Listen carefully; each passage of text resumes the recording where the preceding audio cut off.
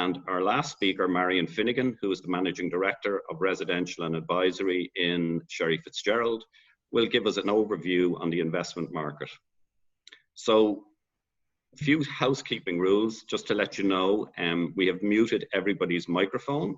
So if the dog barks at the postman and you're worried about it, you don't need to log off. You can actually stay on. You won't disturb the presentation. In relation to questions, at the bottom of your screen, you'll see a Q&A button, which you can press, and you can send us questions during the presentations. We will hopefully be able to answer some of your questions at the end, and if we don't get to them, we will get back to you after the presentation. So without further ado, I'd like to pass you over to our first presenter, Angus Burns. Thank you. Thanks very much, Colin. Can you hear me okay? Yep. Good, good. So as Colin mentioned, I'm a partner in Grant Thornton on the advisory side. I'm also a director of Grant Thornton Pensionate Trustees Limited. In terms of GT, we have 7 offices around the country, just over 50 partners and close to 1,500 employees on the island of Ireland. Today I wanted to talk about tax efficient purchases of investment property, and in particular with regard to the use of pension trusts for the purchase and holding of investment property. There are 3 main ways in which we see regular investors, let's say business people and people interested in buy-to-let market and smaller commercial investments, investing in the investment property market. Traditional route would be to purchase personally. However, from a tax perspective, we note that in many cases, people need to generate cash from employment or a business in order to have the monies in their own hands to then invest personally. Of course, there's a tax on the withdrawal of trading income and employment income from a business. And then once the property is bought, there is income tax on the investment property itself from the rental income, and should there be a sale of the property in the future, there's capital gains tax on any capital gains relating to that property. It used to be that there was significant capital allowances available for investment in property for various reasons, revenue, tax collection reasons, and political reasons, and perhaps the distortion of values in the market. We see really a much reduced capital allowances scenario, and indeed lower levels of credit available to investors for investing in the market. I know Marion will talk about the withdrawal of the landlord investor from the market in her presentation. All in all, personal investing in property can be quite challenging. We've seen recently the use of special purpose vehicles, companies, for the purchase of property.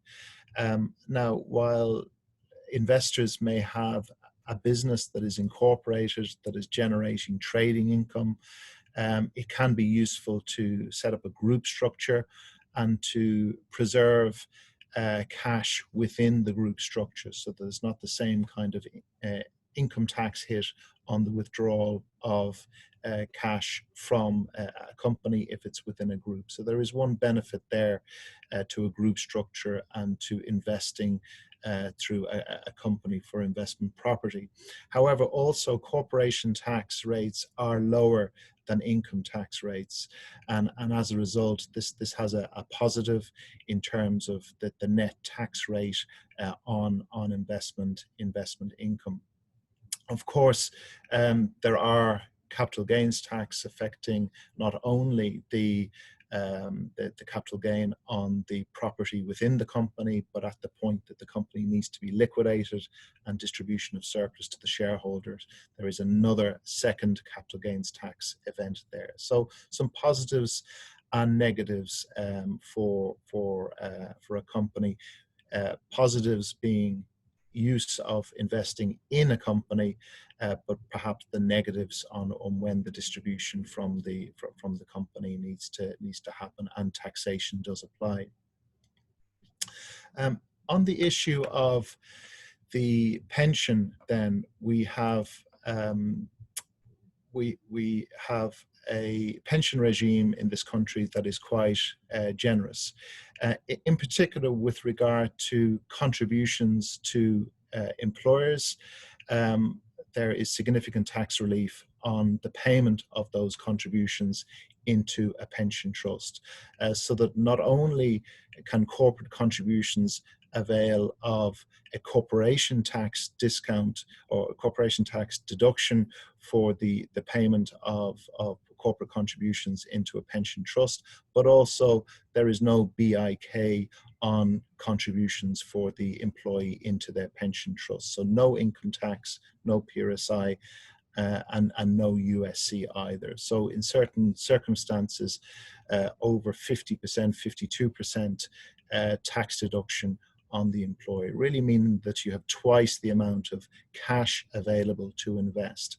Once the cash is in the pension trust, there is no tax then on we've already indicated the amount of money to go into the pension trust, but also no tax on any rental income from the investment property when it has been bought in the pension trust, and no capital gains tax on the sale of the property when it is in the pension trust. Okay, we have a €2 million standard fund threshold, which means the pensions can be funded up to the €2 million limit before retirement options are availed of, and retirement can happen as early as age 50 for early retirement, or standard retirement age of 60. So the idea here would be to fund your pension trust with cash from employment during earlier years, drive towards the standard fund threshold. Once you are over the age 50, then or at 60, avail of retirement options, or whatever point you feel you have funded to the maximum level, as long as it is not too much in excess or at the 2 million standard fund threshold. What we often see then is transfer of assets to an approved retirement fund, which is another pension vehicle that is tax exempt. It does not have a limit on its size, so you can drive the growth on to very significant levels in later years. However, no new contributions can be made into the approved retirement fund, or ARF. It is a closed fund. And any transfer of assets into an ARF can happen after availing of what we call a tax-free lump sum, which is a revenue relief that allows you to withdraw 1/4 of the pension pot up to €500,000, being 1/4 of the 2 million standard fund threshold. And a portion of that tax-free lump sum is at the 0 rate, with a second portion at the 20% income tax rate. So very significantly lesser rates availing of the tax-free lump sum for withdrawal of monies from a pension trust, while remaining assets will often move into an approved retirement fund where they continue to grow tax-free. Any withdrawals from the approved retirement fund in later years are taxable at normal rates. In terms of pension property investments, we see pension schemes drawn largely into two separate categories. One is more the life and pension space, which is more standard pension offerings, which generally deal with investment in funds, where the choice of the funds is somewhat limited with regard to property investment. We see exchange traded funds and REITs, so kind of collective investment funds. However, the self-administered pension offering that we're talking about today is a much broader architecture that in particular allows direct property investment in residential and commercial properties as a direct property holding. It also allows syndicated investment properties with a number of purchasers, loan notes and other investment into other investment vehicles. Revenue has a requirement that a pensioner trustee act as trustee to each pension trust where it is self-administered. In that case, Grant Thornton acts as pensioner trustee, and if you like, you have a joint approach to the management of the pension trust, so that the beneficiary of the pension trust cannot act unilaterally in terms of purchase decisions.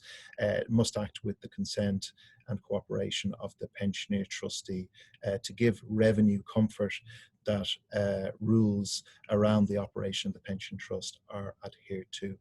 And importantly, debt is available to pension schemes, and Ray will talk to that later. Very quickly, there's a broad variety of pension schemes that can avail, pension structures that can avail of self-administered.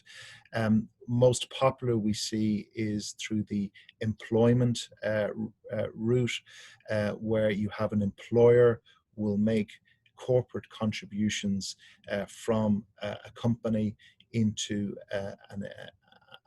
or as an employer into a pension trust. You will also see self-administered personal pensions in the form of PRSAs. However, the funding of these PRSAs is much more restrictive than employer contributions into a self-administered SAP. You might see PRSAs often used maybe later on for different reasons. We see deferred pensions in the form of BOBs, self-administered PRBs, that assist with the transfer from different employments. And as I discussed previously, we have a self-administered approved retirement fund, which is a post-retirement structure that does not allow in further contributions, but of course withdrawals can happen, and the ARF will accept transfers from most pension schemes. In terms of the rules that I mentioned earlier, there are some key revenue restrictions on property purchases. These include the arm's length requirement, that there should be no connected parties in transactions. The pension trust is there for investments. It's not there for trading assets. So we're not operating a business through our pension. We are, however, investing. There's a key difference between the two. Direct investments in private companies are limited to a small proportion of the overall pension fund and the share capital of the company, and liquidity is an important requirement from revenue perspective. To run through a case study quite quickly to compare between personal investments and pension investments, if I could give an illustration there of a company that might have an amount of cash, in this case €250,000 maybe available for investment. Of course, in order to remove those monies over a number of years or immediately if available in cash form, there's a significant income tax and USC and PRSI hits. So we're actually ending up with less than 50%, in this case a 52% tax hit, so we're ending up with 48% of monies available. That's great. We've paid all that cash to revenue, and now we have cash in our personal bank account. We buy an apartment somewhere in a regional city. We receive a rental yield of 7% or so. But unfortunately, we have tax on the rental income, so we end up with quite a modest return on an original amount of money. The key reason here is the leakage of tax all along the way. Look at the pension scenario where there is no leakage of tax for the corporate contribution from the employer into the pension trust, and then effectively we have twice as much cash available to invest because we didn't write a check for 52% to revenue in this example. We buy our 2 apartments, we have twice as much rental income. As trustees, we would insist that a property agent be engaged to look after the property, and we have a modest trustee fee also. But in this scenario, you end up with 4 times as much income as a result of avoiding the 2 hits to taxation on the withdrawal of monies from your employment and also on the income tax on rental income. Bring some borrowing into the scenario.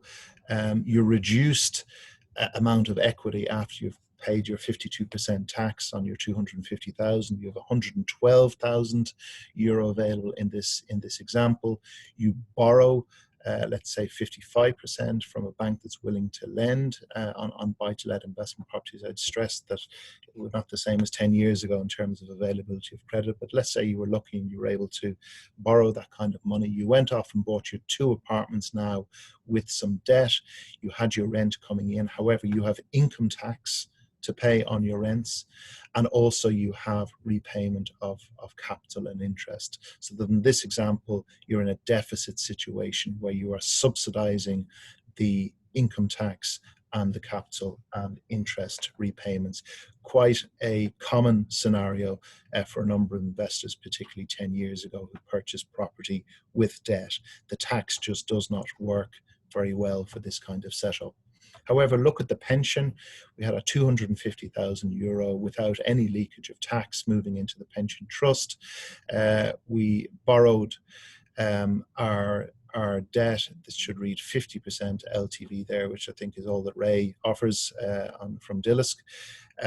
So let's say that was €250,000. We now have 500,000 to spend. We go off and buy 4 apartments. We have significant rental income.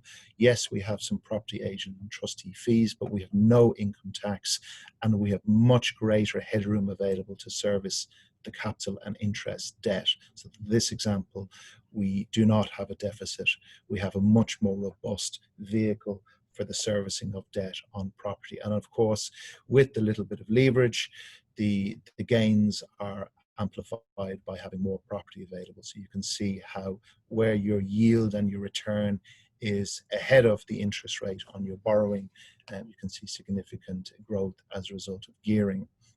The revenue borrowing guidelines are generally against the borrower, against the lender, let's say, in that recourse to other assets for the lender is not permitted, no personal guarantees, no assignment of rental income, and various other restrictions, including the term of 15 years. So really stacked against the lender. However, from the lender's perspective, they see very significant headroom available to service debt, and because of no taxation, and that is very attractive. Recent examples, small portfolio, but I would stress that usually our clients buy 1 property at a time, but in this instance, a small portfolio of properties in Limerick, 80,000 each, equity of 300,000, and decent rent around the 10% yield mark, borrowings of 50% on the various apartments, to give a monthly net income after payment of capital and interest and after payment of the common areas management company charges of €350 in each case. So very robust vehicle to build up property portfolios. So other opportunities we see are multi-tenanted properties, residential, commercial properties all in one building, maybe a restaurant with apartments overhead, commercial property plays, although I would say that sector is under some stress that Marion will talk about later. Social housing, more and more popular with government interest in that space, and government putting a lot of money into the social housing space, in particular with regard to long-term tenancies, which may assist in subprime areas in terms of avoiding voids and empty properties, and availing of all that cash influx from government to deal with the housing crisis. We see joint investors, syndicated investments, low note investments, so a wide variety of investment structures. In terms of a takeaway there, we would say of the 3 structures, personal, corporate, and pension trust structures, we see that the self-administered structure is quite flexible and works quite well for property investment. In terms of funding the pension structure, we see that the company route or an employer works well for pension contributions in terms of generous funding thresholds allowable to actually put cash from a company or an employer into the pension trust. We see self-administered structures being much more flexible than insured pensions for the likes of property purchasing, particularly allowing direct property purchasing. We believe the property provides a regular income to suit retirement, a long-term income. And we would say that when purchasing investment property, please look at the pension structure when looking at options for structuring, can be very effective. I'll pass you on to Ray McMahon, and who will talk to lending in the sector. Just come off mute there, Ray, if you would. That'll help. Okay. Thanks very much, Angus, and good afternoon, everyone. So my name is Ray McMahon. I'm the Chief Commercial Officer of DUBLIN and ICS Mortgages. And what I would like to do today is to just talk about a little bit about our proposition and the funding that we offer to people looking to invest in properties through their pension. So in terms of let me just get going here. That screen seems to have frozen just at the moment, Angus. Just click it there, right, if you can. Yeah. Okay. Oh, yeah, here we go. Okay, thank you very much. Okay, so in terms of the business, so DUBLIN was established in 2013. In 2014, we acquired the ICS Mortgages business from Bank of Ireland, and then in 2017, we launched a specialist buy-to-let lending product for the Irish market. And since then, we've grown our market share to in excess of 50% of new lending in the buy-to-let space. The numbers that you see reported for lending into the buy-to-let space don't include lending into special purpose vehicles and lending into pension unit trusts. So the BPFI numbers can actually understate the size of this market at the moment, and I'll touch on that a little bit later. But we're seeing some interesting transitions where people are actually looking to sell properties that they own as individuals, and then buy other properties within pension structures.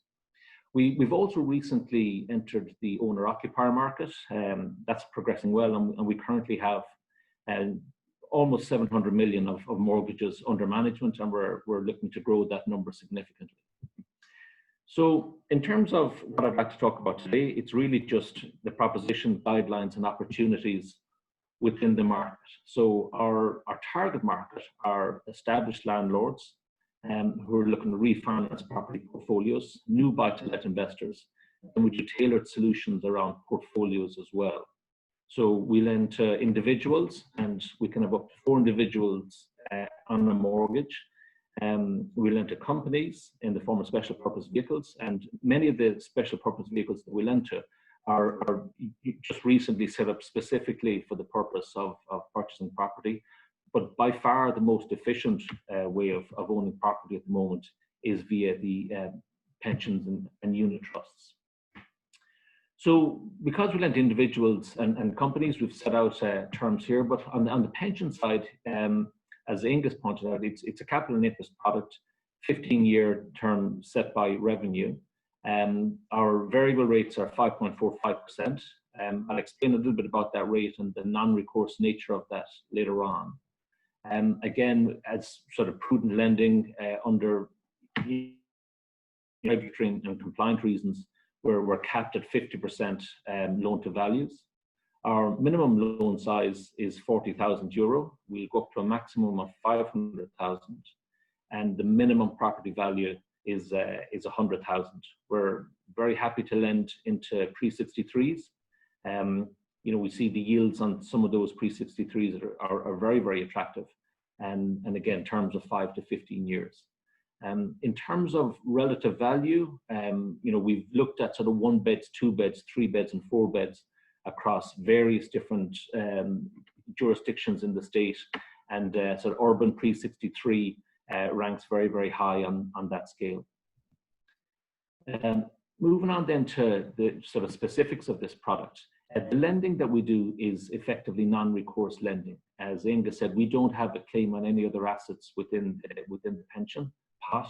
really our claim is just on the property itself. So there's no cross-collateralization or any of that. You know, we work closely with Grant Thornton on this.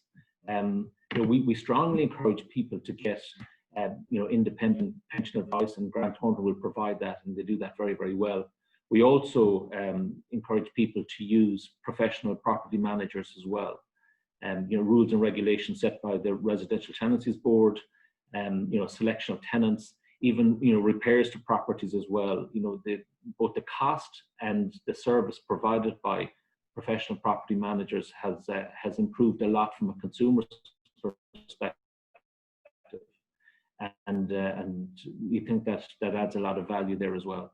But more than any other point that I'd like to emphasize, properties within a pension unit trust, and the benefits of gross roll-up, all of those issues are you know, very, very compelling in terms of using these platforms to acquire property. In terms of the guidelines then, our lending guidelines, so the property has to be located in the Republic of Ireland. We don't lend against properties outside of the state. For applicants have to reside in the European Economic Area. Reason for that is that we fund ourselves in the bond markets, and it's one of the rules that the European Central Bank sets. If they want to buy your bonds, and you absolutely want them buying your bonds because it affects the price we can borrow money at. For individual applicants, they must own another property in the state if they want to buy a buy-to-let property. That does not apply to people looking to buy property within their pension. And then, you know, a key feature of our product is that, you know, for buy-to-let properties, we've done a lot of research on this. It really is an urban product.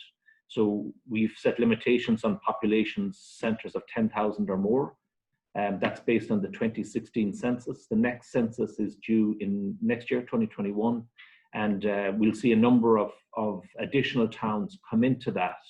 And we think there might be a little bit of a tailwind for some of the properties in those towns that will transition from sub 10,000 to 10,000 or more populations.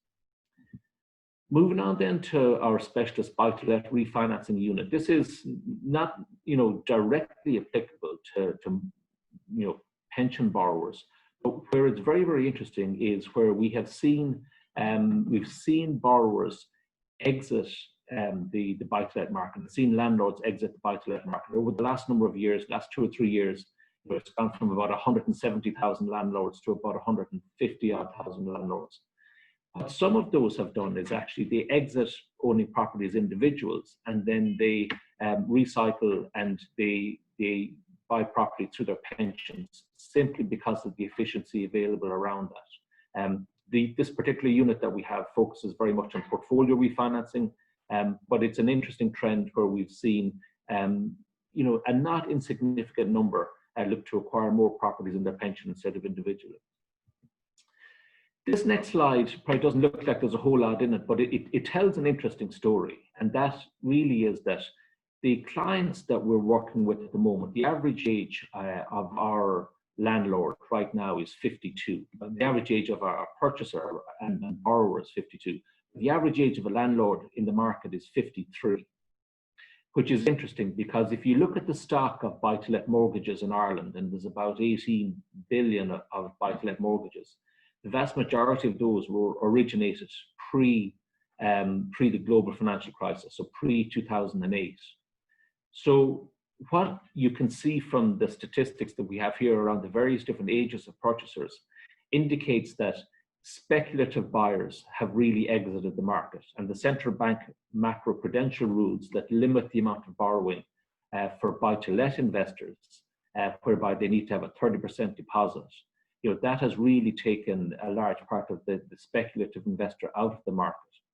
You know, we also have a situation now where, you know, the price of property in Ireland is very, very closely linked to incomes because of, again, central bank lending rules around 3.5 times income. So we see this product very, very much as people looking to get passive income, but really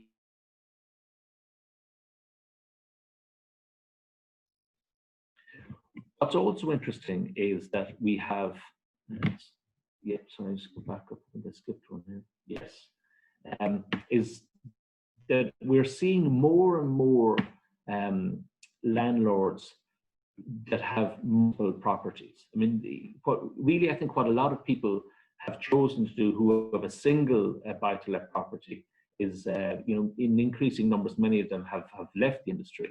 But what they've been replaced by is obviously the sort of build-to-rent and professional investors who are backed by, some of the biggest international funds in the world. But we've seen more and more, an increasing number of people looking to have 2-3 properties because, in terms of the rules and regulations and the skills required to manage one, the same skills are applicable to managing 2 or 3, and it's a very, very efficient use of their time. It's quite interesting seeing, over the last couple of years, a lot of the sort of build to rent phenomenon, and I'm sure Marion will talk about that, but where a lot of these property funds have the option of looking at a deal flow that transcends markets and asset classes. There's still been a pretty significant interest in that space in Ireland where the yields are very, very attractive, and certainly relative to the yields that you're going to get from the bond markets and from cash, which are negligible, and the volatility around equity markets. We think this is a very, very stable, source of quality income in retirement. There's some other interesting schemes at the moment as well. We really like these long-term leases to the state that Angus touched on earlier. We just think in terms of, being able to get yields of 5 and 6% from an effectively government-backed cash flow. If you compare that to the yields on Irish government bonds, 25-year Irish government bonds are yielding less than 1%, but you can take out a long-dated lease to the state on properties that yield 5 to 6%. And from a relative value perspective, that is very, very, very attractive. So that's pretty much it. I'm happy to take questions afterwards, and I'll just hand back right now. Okay, thank you. Thanks, Father.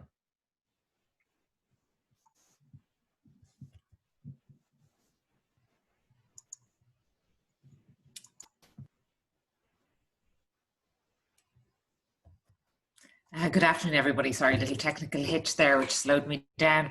My name is Marion Finnegan, and I'm Managing Director of Sherry Fitzgerald Residential and Advisory. And for my presentation today, what I've been asked to do is provide you with an update in terms of the market, the residential property market. And I suppose if you're thinking about investing in a property market at all, you're really investing in an economy. So what I'd like to do is talk to you a little bit about the economic performance in Ireland at the moment, particularly given the current circumstances around COVID-19. And with that in mind, talk to you about what we think the implications of the recent economic performance will be on the performance of the property assets. And then talk a bit more in depth about the residential sector in particular.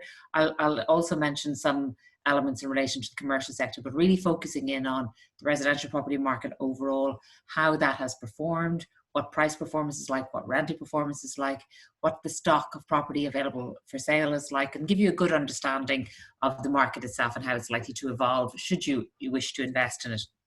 So in terms of the economic backdrop, first of all, we obviously have had a phenomenal success story in terms of our economy in the last number of years, and we've topped the tables in Europe really for the last 3 or 4 years. And this year we look set to have a growth level somewhere in the order of 3 to 4%. However, with the onset of COVID-19, that has changed significantly, and most economic houses are now talking about a contraction of somewhere in the order of 10 to 12% in terms of GDP or GNP in value. Now that obviously is a very significant contraction, but what's very welcoming is to see that very positive upswing which is expected into 2021. So I suppose if you're looking at an outcome, we call this a V-shaped recovery, which I think will be very significant for any investor. In terms of the property market, the two most important indicators from an economic point of view that influence the performance of the property market are the labour market and consumer sentiment. The labour market has obviously been very significantly impacted by the onset of COVID-19. So we had a position of which was defined as full employment at the end of last year. 4.7% unemployment is by an economic standard considered to be full employment. And that's obviously changed significantly. We've seen a spike in unemployment, and we're hoping to see those, we are beginning to see those unemployment levels coming back down as lockdown has eased. And in terms of consumption then, I'll talk to you a bit more about how the consumer has responded to the economic shock for this year, and then how this shock relates to previous shocks and what the likely impact is to be in terms of the property market. I seem to have a little, my screen seems to be frozen. Oh no, it's working again. So just you can see the historical perspective there of the strength of economic performance in recent years, and then the contraction, that lovely V-shaped recovery coming into 2021. This graph, which refers to the KBC Consumer Sentiment Index, which was originated with the SRI and is now being carried on by KBC, is a very useful indicator of economic performance from a property perspective. Consumer sentiment, their belief in terms of their belief in what the economy will perform like in the future, has a big influence on investor decisions, and obviously any form of consumption effectively. So what we're looking for is the holy grail of a consumption level of about 100. So that at that point, the consumers are neither overly exuberant or overly cautious, and therefore willing to invest, particularly in large ticket items. You can see that very significant crash after March into April, and a little bit of an uplift in May. And actually the data just came out yesterday evening with a further uplift in figures, and very nicely projecting forward in June. So we're seeing consumers initially, as you would expect in April, completely shutting down, easing up on expenditure, basically a flight and fright mode, and then moving into May, we see that easing, and again easing further in June. What was particularly notable in June is 5 key questions, or 5 key areas in the Consumer Sentiment Index. We saw a very nice bounce, very significant uplift in the response to the consumer's willingness to invest in large ticket items, and that's typically one of the good indicators for property. So we're seeing a lot healthier level of confidence in the property market, and that's reflected not only in this data, but actually in the data in the market itself. The labour market is another really important indicator for the property market. So it gives you a sense of the last couple of years there from this chart, where you see a consistent reduction in our unemployment level, and then we see that spike up to the second quarter this year, and projected contraction down to about 14%. Now, early indications after lockdown for both the economic performance and for labour market performance is that both will perform better than the original forecast. So the likelihood is we might get closer to 11 or 12, or even a bit lower than that level of unemployment by the end of this year, based on what we're seeing so far, providing everything continues on the current track. Now, this graph is a little bit complicated to look at initially, but what I was trying to do is illustrate the relative performance of the property market to the economy over the last number of years, and specifically look at the more recent period and what the likely impact is to be in terms of prices and transactions from this current shock. So here you can see the dot-com bubble, the foot-and-mouth disease, September 11th back in 2001, SARS in 2003, the big dip in terms of the global financial crisis, and then the more recent performance. A couple of things striking, if you can make out the graph, the blue line is Irish house prices, the red line is Dublin house prices, and sort of purpley block is growth in the economy. The one striking thing that I see on the left-hand side of the graph is that the property market is incredibly volatile, and either overperforms in a good economy or significantly contracts in a contracting economy. And that's very evident, as you can see there, during the global financial crisis. But as you move to the right-hand side of the graph, after macroprudential policy rules were brought into place in 2012, we see a much more coordinated performance between the two sectors, where we have very strong growth levels in the economy, but actually, strong but not exuberant growth levels in terms of prices. And really what we have there is a containment in terms of lending, preventing these spirals in terms of price inflation. So I think what that will lead me to believe is that we've come into this current crisis, which would have been impossible to predict, with a very stable housing market, and as such we don't have an overinflated price. So back at the beginning of the global financial crisis, there was a lot of concerns in the years leading up to that about an inflated housing market. They're not evident now, so the risk to price is quite minimal. Now, a couple of parties did predict in the opening days, literally, of COVID-19, that we would see a significant correction in terms of prices, and they've been proven to be wrong. The market has to date, and I know we're only opened the doors fully for 2 weeks, but we have traded through the crisis. We've seen a very resilient price performance. And in fact, most economic houses are now saying, actually, we believe any impact on prices will be quite subdued and short-lived. So in terms of the residential sector then, what does that look like in terms of volume and value and price performance? So This map, this heat map effectively looks at transaction volumes in Ireland for last year, which is the most up-to-date figures we have, obviously.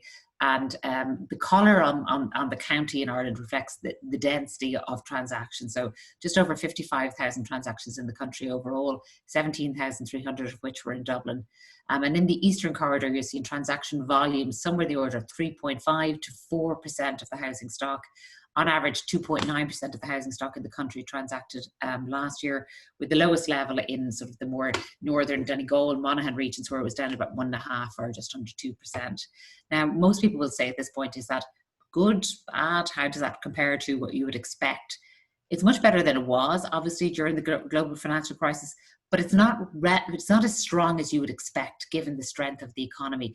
And it reflects a couple of things. It reflects the new homes market, which, while improving, hasn't picked up as much pace as you would like. It reflects that tight lending policy, so 3.5 times income cap on lending does limit the amount of transactions that can take place. So a relatively okay performance, but not a phenomenal performance by any standard. At this point, in 2019, we would have expected, if you were looking at it from the outside in, that the capital city like Dublin would be transacting about 5%, and that much of the country would be, north of 3%. So relatively low in terms of volume. So this graph here just looks at it's a little bit muddled. Hopefully we can send you the slides afterwards and you'll get a greater clarity on the picture, but it looks at total transactions and new homes transactions. And you can see, I think it tells a story in itself, the very low volume of new homes activity. So if you think back to all of the discussions we've been having on the housing market and the need to build more houses every year, and I'll talk to you a bit more about what we think forecast demand is like. But a lot of the houses that we have begun to build in recent years are actually standalone properties that will never be sold. So actually the volume of new homes transactions at any one point is actually quite modest. And even with that, we've seen a slowdown in that level of delivery in terms of sales rather than construction activity towards the end of last year. And it was what we felt was there was a pinch point in terms of delivering the properties. So properties were being built, but actually getting them closed and across the line was proving quite challenging because of difficulties over utility connections, particularly in Dublin, where obviously there's a greater level of activity. So we've had a more subdued new home sales market, which again feeds into that subdued transaction volume figures. Now this graph I think is interesting in that it'll give you a perspective of the market you're investing into. So the predominant demand in Ireland is owner occupation. 84% of the houses in Dublin that we sold in the first quarter, it's the same figure almost for last year, and 80% in the country overall were bought by owner occupiers.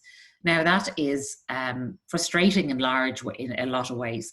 What we would have seen historically is that typically the investor market represented about 1 in 5 of all transactions, but that fell off after the global financial crisis and hasn't really ever recovered to the levels that you would like. So we can see, these are just based on Sherry Fitzgerald sales, but we have about 15% of the market and slightly higher in Dublin. So it's a good sample size. So give you a good idea of what the volumes are like. So you can see 10% of the activity in Dublin were bought by investors and 13% outside.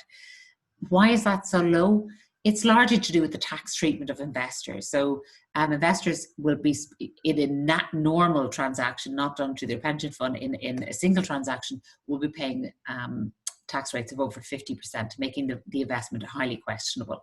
So that's kept the level of investor activity quite low to date, but it has placed a huge pressure on the rental market. And I think we talk a lot about a housing crisis in Ireland, but the biggest area of concern for anybody looking at the market is actually the rental sector, more so than the Dubai sector.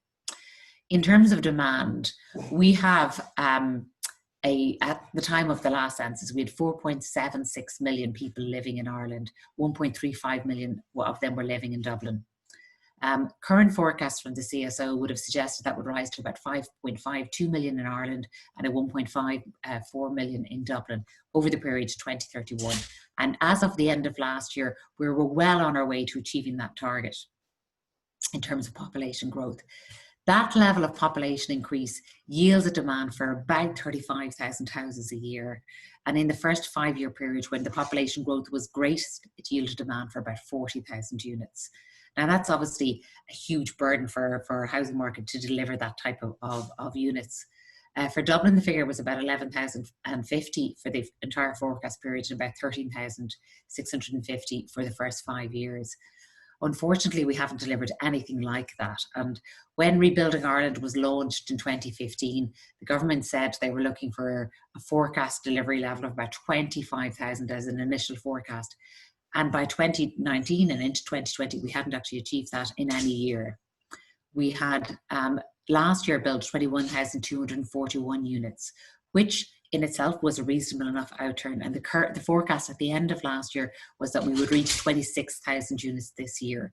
Unfortunately, with the onset of COVID-19, the lockdown of the sites, that won't occur now. Our current estimates are that we'll deliver somewhere in the order of 14 to 15,000 units this year. So significantly below forecast, but most importantly, significantly below need.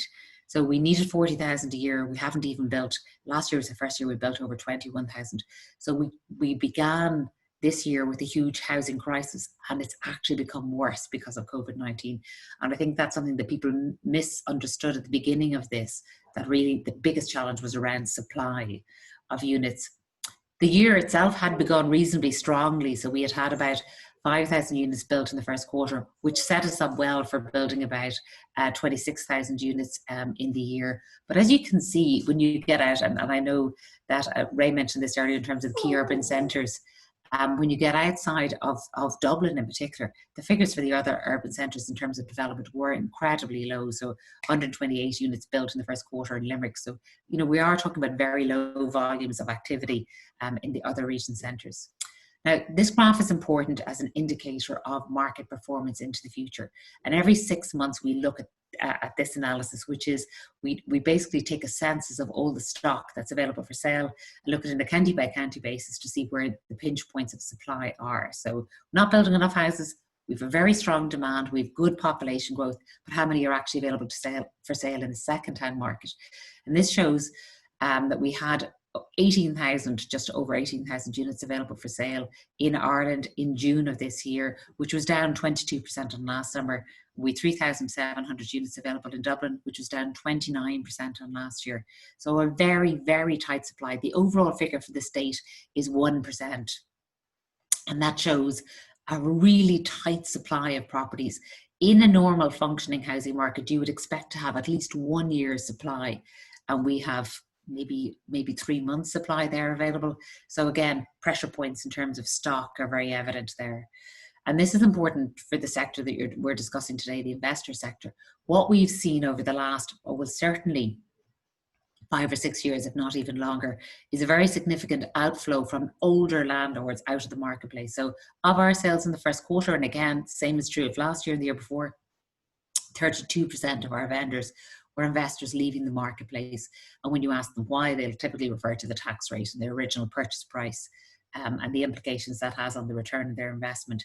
So with 32% of our vendors leaving and only 13% of our purchasers being investors, we have, needless to say, seen thousands of investment properties being lost out of the marketplace every year. And that is evident if you look at the RTB data in terms of the stock of rental properties. We see that contracting by 6,000 or 7,000 every year at a minimum. And I suppose what's important to see when you're looking at that data is that if you do sell your investment property today, that you are in theory supposed to tell the RTB straight away that you've done so. It may not be the first thing that you think of doing, and therefore the likelihood is you won't remember to do so in the first months or even in the first year. So there's a lag in terms of that data becoming clear to the RTB. And as such, if anything, the stock of investment properties available for the rental market has been contracting a lot more than even this evidence would suggest. We look every month or so at the volume of properties available to rent on the open marketplace. Now, when we would have done this back at the time of the last census, typically you would have had in 2011, 2012, you'd have had somewhere in the order of 19 or 20,000 units advertised as being available to rent at any one time. Today, that figure is about 3,000, with about 1,000 of them in Dublin. So really low vacancies in that marketplace. And that's put the very significant upward pressure on rents in recent years. So we see rents rising significantly every year. And we also see the current rents are typically 20 to 30, depending on location, above where they were at the time of the last peak during the Celtic Tiger, which is not the same in terms of the pricing model. So this looks at our performance in terms of the Irish housing market from the early part of 2000 to the trough of you can see the increase in values initially, then you see the global financial crisis, and then you see the recovery period. But as you can see very clearly from that graph, that typically Irish house prices are still significantly below their previous peak. And the story is even more pronounced when you look at the Dublin market. See that very significant rise there from the mid-1990s to 2006, and then the very, very significant crash. And again, the recovery period, which, as you can see, initially we saw a reasonably strong level of price inflation, but then in 2015, with the onset of the macroprudential policy rules tightening lending, we saw that level of price inflation easing. So we've had a much lower level of price growth in recent years, and very, very high levels of rental inflation. So that points to the inequality in that, particularly in the lettings market, which again points to the depth of the crisis there. Now, there's been a lot of focus, certainly in the media, on the PRS sector, the private rental sector. And that they're typically, when they're referring to it, they talk about vulture funds, and they have a variety of bird species they use to focus in on this market. I think what's really important to understand is that, yes, we now have a large scale PRS sector in Ireland, which has been developing since 2013, but it is a tiny percentage of the market.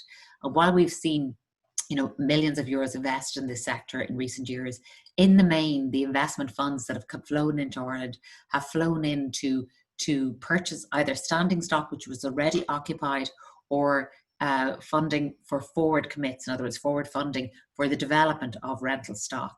What we haven't really seen is significant investment in empty standing stock, if you like, which would actually add new rental units into the marketplace. So it's a very small percentage of the overall market and will not be enough to solve the rental crisis in Ireland.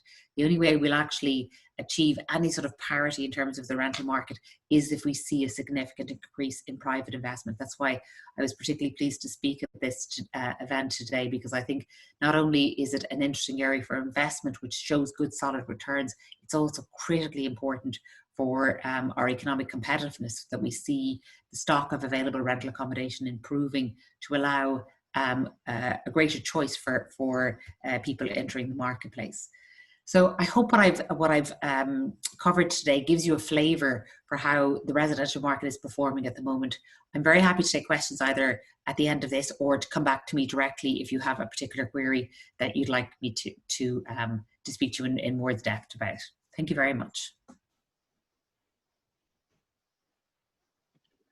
Thank you, Marion. Thank you, folks. We're running a bit out of time, so I'm just going to keep maybe this really succinct and have one question for each of the panelists. We've had a number of questions, and if we don't answer your question now, we will ask the relevant panelists to contact you directly, and they can answer your question after the presentation. Angus, a question in relation to IORPS 2, which was an EU directive that the previous government were talking about implementing, and it seems to have gone very quiet. Could you comment on that, please? Yeah, just very quickly, IORPS 2 is an EU directive to bring in greater regulation over all pension funds, and would look to have over 50% of all pension assets invested in regulated funds. As we know, self-administered pensions tend to be invested in unregulated assets like property. IORPS 2 would also prohibit the use of borrowing by pension funds. So if you like, IORPS 2 is very much more regulation. There is a wave of regulation going over financial services at the moment. There'll be more regulation in the market. Kind of took us by surprise somewhat. Self-administered pensions have always been excluded from the IORPS directive. IORPS 1 was, I think, 15 years ago. So we had the minister earlier on last year looking to implement IORPS unilaterally. We found out that the minister would actually have to bring it through his primary legislation in the Dáil, which makes it much more difficult to bring in. I think the government perhaps is a bit surprised at the level of backlash. from the self-administered sector and the pension sector in particular. It doesn't seem to be that popular a measure. It has gone really quiet from the discussion at the moment in the sector. It was a very real risk last year, but it seems to have gone quiet. I would not have thought it was up there on very high on the government agenda for the next government, but I don't know. Okay, thank you. Ray, a quick question from one of our participants in relation to commercial property, and will DILISC look at a combined property where there is residential and commercial property in place and somebody looking to fund it? We don't lend against commercial real estate. For mixed use properties, what we've done is, if you have one or two residential units over a retail space, we would.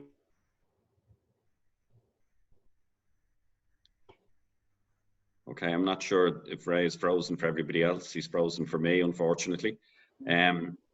But I think what Ray was saying there, and you can correct me if I'm wrong, Ray, that you will look at joint properties, but you will take account purely of the residential element of it rather than the potential rent for both. Would I be correct? Yeah, exactly. Yeah, exactly okay. Right. Okay. Thanks, Ray. And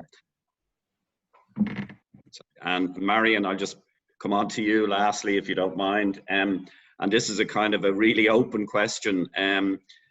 Somebody has asked, based on your experience in the market, which you've been in the market for quite some time, and with Sherry Fitzgerald, if you were advising the new government how they might generate more interest and get more individual landlords back into the rental sector, what would you be suggesting they do?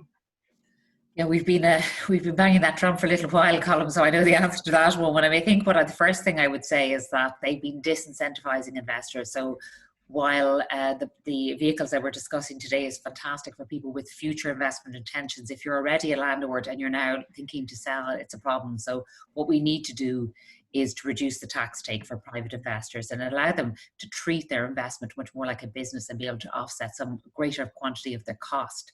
We have to understand that the regulation of this industry has improved significantly, but has actually placed an even greater burden on landlords. So it is really about looking at the return the landlord gets and allowing it to be a fair and equitable return rather than it being a punitive level of tax. So it is about reducing that tax take, allowing greater level of flexibility in terms of what we can write off against that tax allowance, and then encourage more landlords to remain in the market, because our earlier estimates about a year ago were that we needed about 10,000 additional private rental units every year. Now we're not gaining 10, we're actually losing 6. So the gap is getting bigger and bigger, and that really is emphasised with the level of rental inflation. Now, we're in a different world than we were 12 months ago, but we still will have a great need for rental accommodation in all of our cities, and that if anything, the Indigenous Irish population are not going to be migrating as much as they would have done 12 months ago. So that need, people will move out of home with mum and dad, they'll want rental accommodation, and they won't be going to Australia, and we really need to supply that sooner rather than later.